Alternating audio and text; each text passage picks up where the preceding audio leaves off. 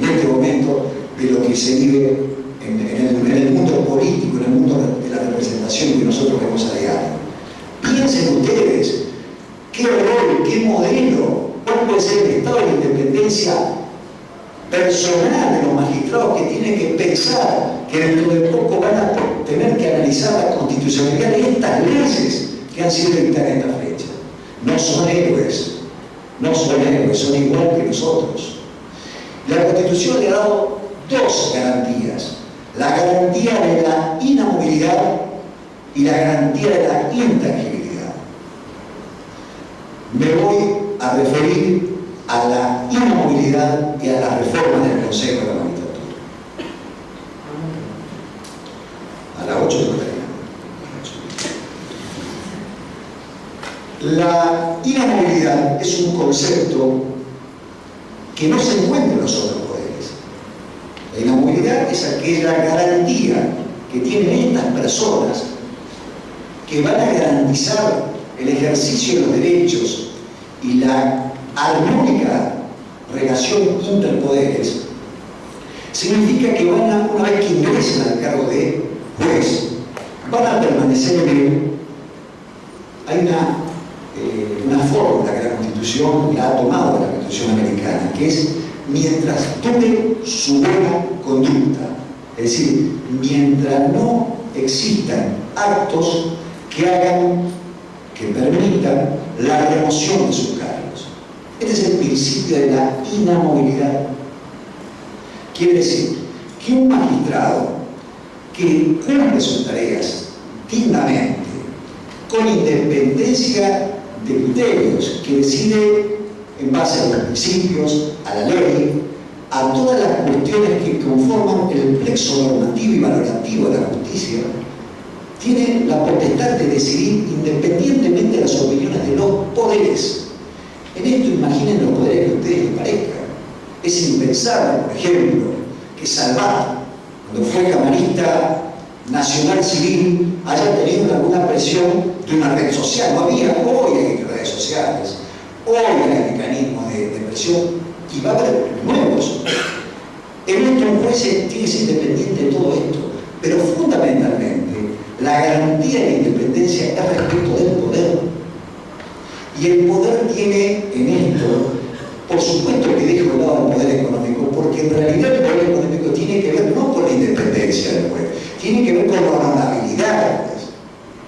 Descarto la contracción a trabajo y la honorabilidad porque las doy por sentados. El juez que no es honorable y no tiene contracción a trabajo no es un buen juez. Yo no estoy hablando del buen juez. El buen juez tiene que tener la garantía de la independencia. Y la garantía de la independencia la tiene por la Constitución. Porque mientras dure su buena conducta, dicte fallos, evite la morosidad y trate de equivocarse lo menos posible, porque para eso es un hombre que debe estudiar cotidianamente. Uno de los principios de cultura, ustedes lo deben recordar, dice: estudia para ser cada día más abogado, estudia y estudia, al magistrado más.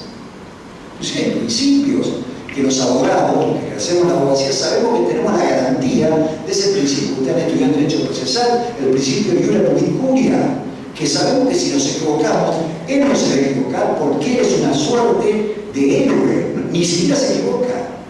Y si se equivoca hay otra instancia que lo puede revisar. De ese juez independiente, todo de ese juez estoy hablando, del juez que tiene la garantía constitucional. Muy bien. ¿Qué es lo que ocurre? Ustedes saben que a partir de 1994, para evitar, entre otras cuestiones, la injerencia que, de acuerdo al texto primario de la Constitución, tuvieron siempre los poderes ejecutivos, que Julio lo mencionaba, con la conformación no clasista del Poder Judicial. Es plurisectorial el Poder Judicial. Es plurisectorial. Pero siempre había una dependencia en la proposición con determinados poderes ejecutivos. El origen de esta propuesta antes del año 94 podía tener muchísimas circunstancias de acompañamiento magistrado. La primera era los partidos políticos. Era natural que los partidos políticos, que estaban a su vez de acuerdo al diseño constitucional, iban a tener que votar a los futuros jueces que proponía el Poder Ejecutivo. Es un acto complejo porque intervienen los poderes. había un filtro político porque no había otro modo. El Poder Ejecutivo lo analizaba, había un filtro político, un filtro técnico. ¿Qué otro origen podía tener la propuesta de los jueces? Los propios poderes judiciales podían proponer, las academias podían proponer. De hecho, en Santa Fe, durante muchos años hubo hasta una suerte de competencia, no tanto en la ciudad nuestra, sino en el sur de Santa Fe. Esto lo puedo decir yo, Julio no lo va a decir, pero yo lo puedo presentar porque esto es público. Había una competencia entre las facultades de Derecho de la Católica y de la Pública, a ver cuál nominaba mayor cantidad de jueces. O sea, estas circunstancias, pero siempre tuvieron la característica de ser vinculados con el Poder Ejecutivo. Su propuesta, nada más. El Consejo de la Magistratura, entre las dos funciones trascendentales que tiene del año 94 a hoy, una es la selección y la otra es la eventual sanción. La selección es un proceso, que es un término que nosotros cotidianamente decimos. Yo acá, en este mismo lugar, hace unos años dimos una charla con gente de consejos, hablamos del proceso de selección. Es un tema muy aburrido para explayarme en este tema, pero básicamente digo que es meritocrático. ¿Por qué? Porque analiza los conceptos, analiza la trayectoria, el récord académico de este nuevo cuerpo, que es un ámbito de oposición por sus pares. Esto es la base de la meritocracia académica. Compararnos, analizar nuestros antecedentes y en una clase pública similar demostrar nuestras aptitudes. Esto fue el mecanismo que se intentó poner en marcha con la reforma de 1994. Y la segunda gran cuestión tiene que ver con cómo obturar, cómo hacer cesar esa inamovilidad, ese incumplimiento de las funciones del juez. ¿Cómo se analiza este tema? Se analiza a través de este consejo que tiene un ámbito que se llama disciplinario. O sea, las conductas que son reprochadas a los magistrados como fundamento para su remoción van a ser analizadas por el Consejo de la Magistratura. Esta es la base del Consejo de la Magistratura. Esta es la base de parte de las reformas introducidas en el día de ayer. Frente a este Consejo, el legislador constituyente del 94 estableció una serie de pautas, porque en definitiva, así como es el Poder Legislativo el que va a dotar al Poder Judicial de las normas internas de su funcionamiento, este Poder Legislativo no puede dictar sino en el marco de los cánones constitucionales que están fijados. Y el legislador constituyente del 94 en esta ciudad estableció dos parámetros. Primero, que debe ser un órgano equilibrado y no define equilibrio. Equilibrado entre su composición, y su composición integra a representantes parlamentarios, a representantes de jueces, a representantes de abogados y a representantes de las academias o las universidades nacionales. El concepto de equilibrio motivó debates enormes y no logró obtener un dictamen último en el ámbito de la Constitución constituyente. Entonces se dejó para una ley posterior, una ley especial reglamentaria, que fue lo que ocurrió. Nosotros tuvimos tres normas, esta es la tercera. Al gobierno de la gestión Kirchner le corresponden dos sanciones de leyes. Esto es muy importante tenerlo en cuenta. Dos sanciones de formato del Poder Judicial y del Consejo de la Magistratura son de esta gestión, no es de otra gestión, no es la gestión no democrática, es de esta misma gestión. Entonces, las propuestas que están puestas en debate tienen que ver con una palabra que hoy estaba analizando, que es la palabra voluntad. En los órganos colegiados, la voluntad es diferente a la voluntad individual de cada uno de ustedes. ¿Por qué? Porque están representadas varias voluntades.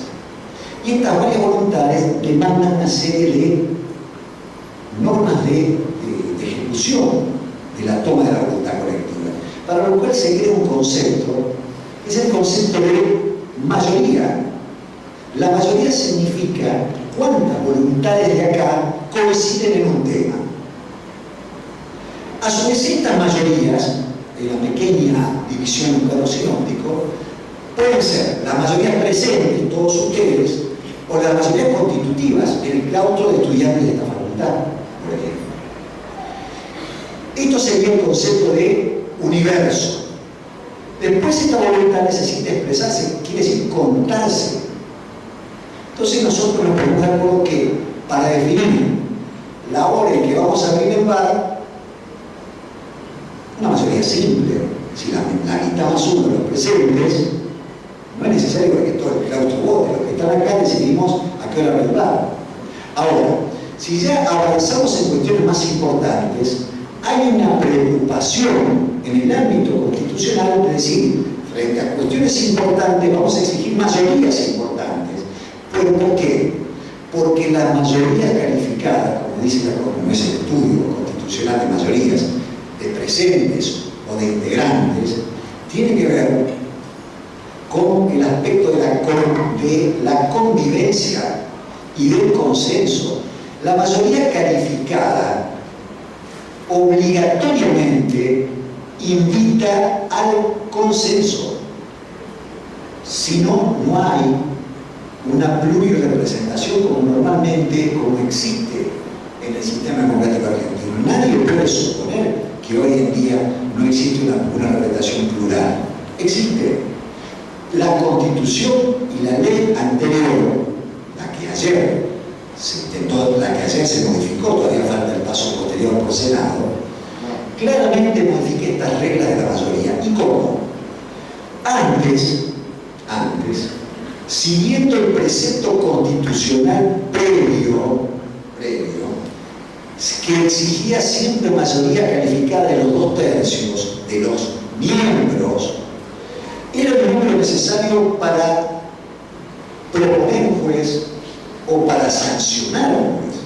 Ustedes imagínense que para quitarle a este juez, que tiene la responsabilidad de tener bajo su tutela la convivencia, los bienes y la libertad, debe tener garantizado que solamente en casos excepcionales va a ser privado de su ejercicio. Para lo cual el constituyente dijo, no, miren, si 2/3 de los componentes del órgano técnico-político encuentran que usted ha cometido actos que lo incluyen en una conducta de destitución, es una mayoría que al legislador constituyente le garantiza de que es cierto lo que ocurrió. Después de aprobarse y demás, pero al menos esta instancia de habilitación del juicio político se logra con una calidad, un alto porcentaje de componentes.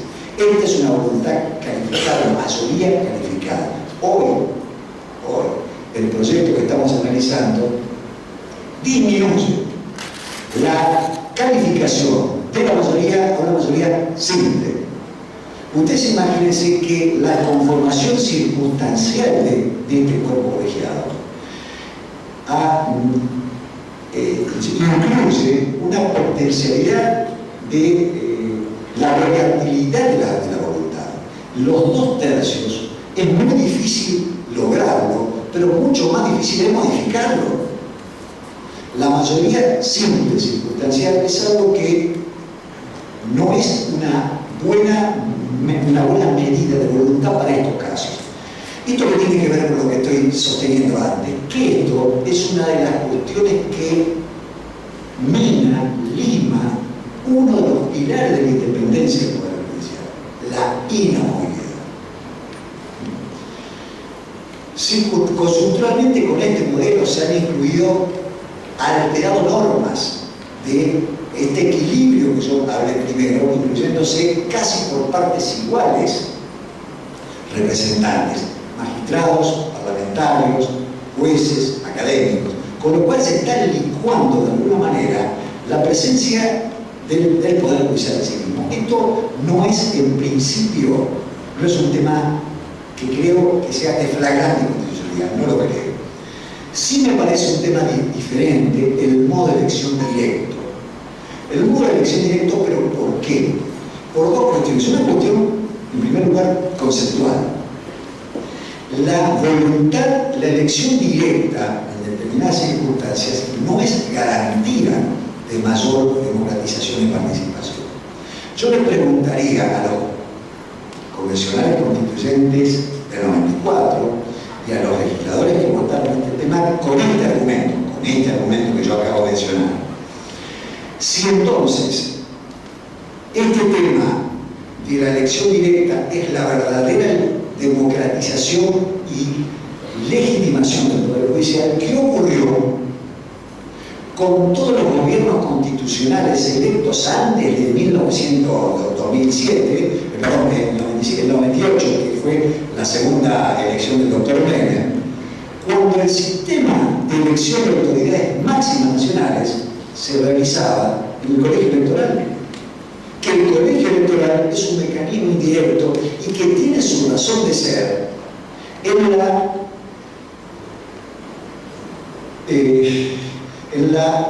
tratar de ponderar de un modo político equilibrado las distintas provincias argentinas en cuanto a componente demográfico.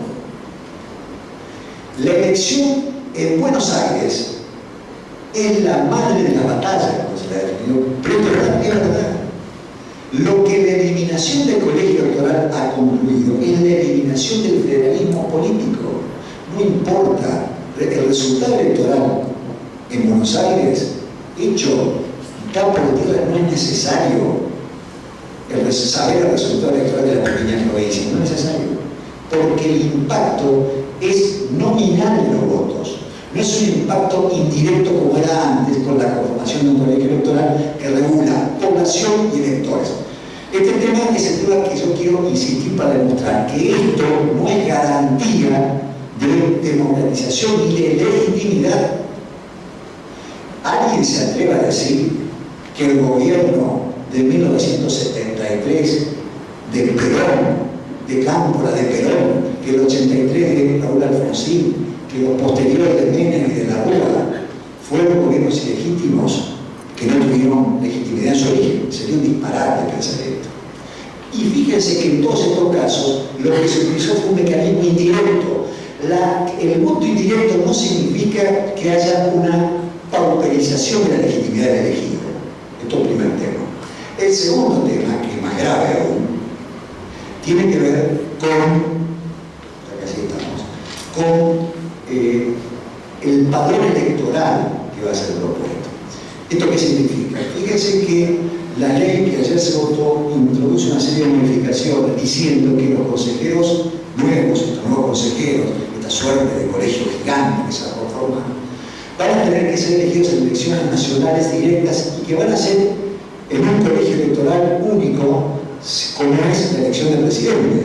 La elección del presidente y vicepresidente siempre es un colegio electoral único, a diferencia de los gobernadores y los diputados nacionales que se eligen en cada provincia, en cada circunscripción electoral.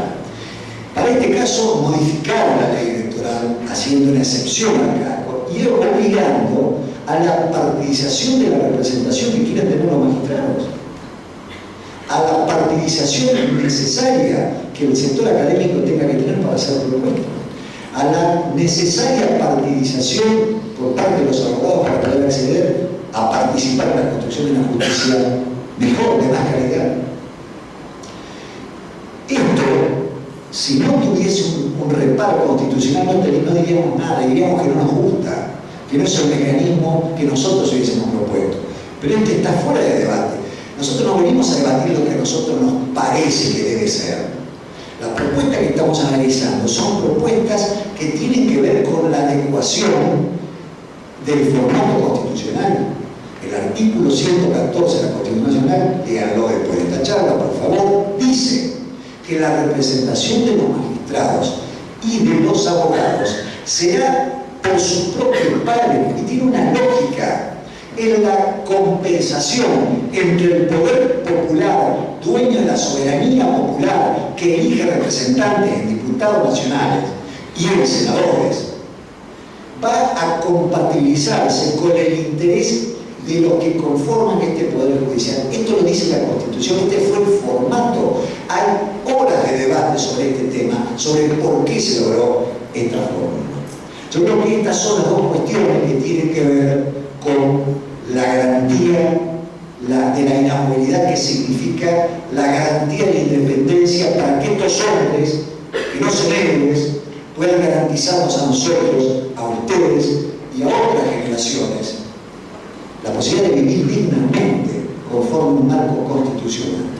El otro tema que también lo citó el profesor de la Sábal, que tiene que ver con la independencia, es la intangibilidad. La intangibilidad que tiene que ver con un proceso histórico. La intangibilidad que significa que el poder ejecutivo, el poder legislativo o ejecutivo no puede, bajo el mecanismo de disminución de los saberes de los magistrados, provocar un vaciamiento del poder judicial. Lo que se tiene la garantía que esto no le puede ocurrir. Esto no tiene nada que ver con cuestiones con desvíos que hubo, la época de los reajustes permanentes, con las acciones propias, no tiene nada que ver. Este es otro desvío que ocurrió intrapoder judicial. Yo estoy diciendo que el Poder Judicial tiene esta garantía.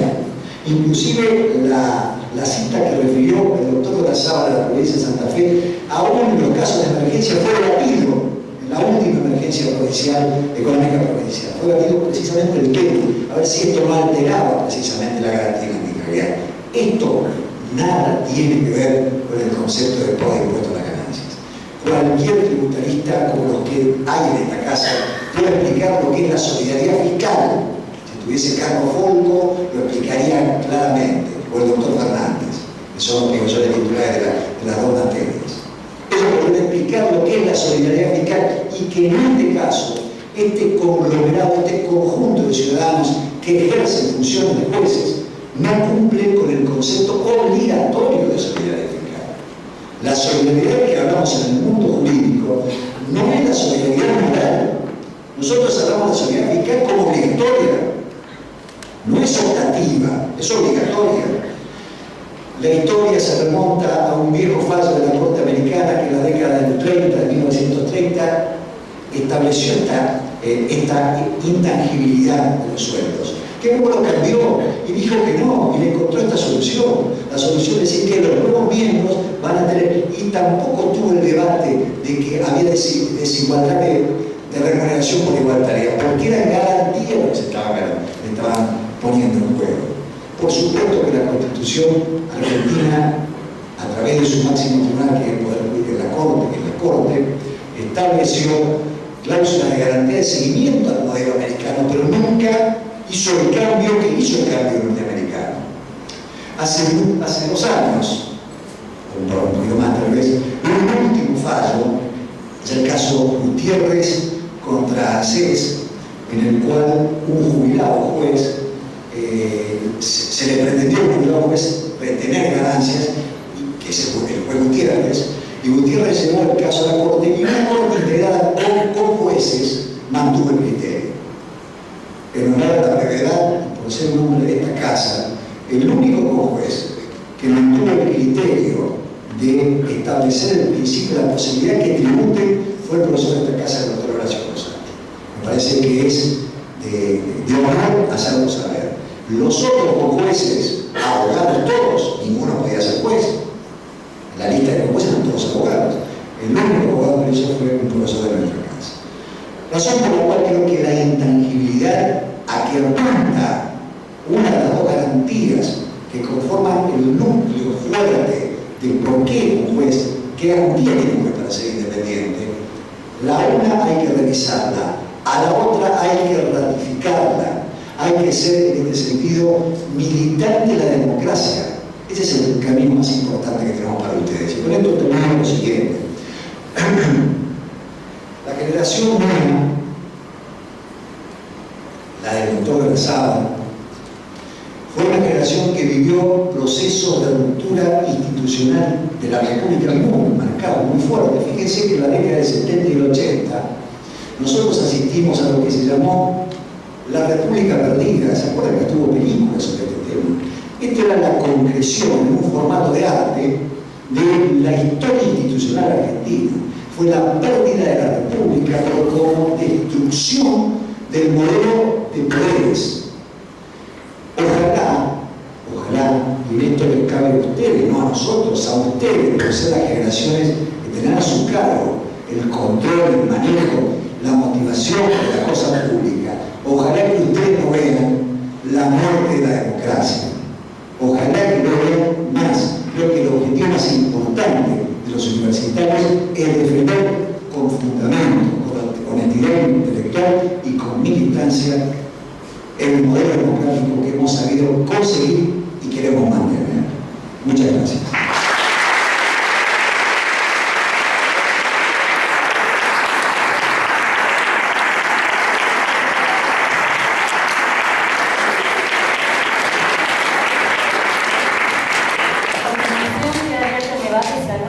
Desea hacer ordenadamente una pregunta a cualquiera de los panelistas, lo puede hacer levantando la mano. Bueno, evidentemente fue muy clara la exposición de ustedes. Bueno, agradecemos la presencia de todos ustedes. Ah, ¿ya los chicos? No, muchas gracias. En principio yo soy ingresante. Recién este año empecé a estudiar, no sé mucho sobre el tema, porque digamos, ingreso y lo que puedes saber lo he leído, digamos, en distintos lugares, y por ahí aportar una reflexión para alguna próxima charla que tengamos. Estaría bueno. Yo he escuchado muchísimos argumentos a favor y muchísimos argumentos en contra de los proyectos de ley que va con eso. Como estamos en el ámbito de una ciencia social, no hay una verdad absoluta de lo que no es matemática, digamos. Con esto quiero decir que no es matemática que 1 más 1 es 2, sino que hay distintas visiones sobre si está bien o está mal, a menos que en algún punto encontremos que se está violando la Constitución, ¿no? Que al momento no se ha encontrado, digamos, simplemente eso. Entonces a mí me gustaría que en las próximas charlas también pueda haber gente que por ahí tenga argumentos a favor, digamos, de esto. No porque, digamos, presente una cuestión de partido político, que esté a favor o en contra, sino para escuchar a dos campanas y poder formular una opinión más amplia de lo que era la tradición de la justicia, ¿no? De lo que se denominó la justicia. Hay una pregunta. Bueno, yo personalmente creo que el doctor de la Saba, de hecho, destacó varios puntos a favor de los proyectos de ley en la primera intervención que tuvo, así que no tiene que ver esto con una cuestión de estamos a favor, estamos en contra, lo venimos a debatir y de hecho el debate está arriba porque se terminaron de sancionar los proyectos en la madrugada de hoy. Además está decirte que, y esto referido a lo que dije al principio, como conducción, y la clara conducción, no como todo el centro de estudiantes, sino que como conducción del movimiento estudiantil de la facultad, sí planteamos nuestro posicionamiento y por supuesto que estás invitado a plantear el tuyo en esta misma aula. Sí, me llamó la atención un punto que cuando nombraron, digamos, por ahí lo de Clarín, de que el único argumento de Berbisky, la nota dice, esto del grupo Clarín, que el doctor lo leyó, digamos, y que seguidamente Berbisky dice, ¿no? Me parece un buen punto de arranque ese, digamos, después de lo que usted lo cortó, digamos, pero después Berbisky dice, me parece un buen punto de arranque porque es algo que está pasando, digamos, hay una ley que está frenada de hace 3 a 4 años y que todavía no tuvo resolución y por qué. Digan si es constitucional o no realmente y que se aplique o no la ley, pero no puede estar trabado con una cautelar 4 años, digamos, ¿no? Entonces Berbisky va a ser argumento completo. Y por ahí me llama la atención eso, digamos, de que cuando se nombró a Clarín es como que se planteó en el clima esto de, claro, como el gobierno está peleado con Clarín, ahora quieren regresar la justicia. Eso es lo que yo entendí por ahí. Bien, gracias por la reflexión. Pero no lo digo yo, lo dice el mensaje que eleva el Poder Ejecutivo. Lo cita expresamente en el mensaje que cita que el fundamento es la demora en las cautelares es justamente por la causa del grupo Clarín. Yo no tenía que, no lo referencié yo. Y lo cito porque me pareció que el aporte que hizo Horacio Berbisky fue muy importante y fue uno de los pocos aspectos que modificó el único tema que toqué fue el tema cautelar. Pero también reitero, creo de que hay aspectos, no vine a charlar de aspectos positivos o negativos del proyecto, sino que seleccioné algunos puntos de ese proyecto. No tengo dudas, como dijo el doctor de la Saba, de que hay otros proyectos que son absolutamente digamos, defendibles y que las declaraciones juradas de los jueces, la publicación de las sentencias, son proyectos que no podemos menos que decir, compartimos. Lo que digo es la metodología del debate, y eso creo que traté de decir, a lo mejor no me expresé bien, la metodología hubiera sido interesante para incluso hasta debatir ciertas, y humildemente lo digo, imperfecciones técnicas de los mismos proyectos. Que motivó un debate incluso entre Domínguez y Berbisky, diciendo de que no estaban de acuerdo técnicamente y, digamos, me hubiera gustado participar, nada más que eso.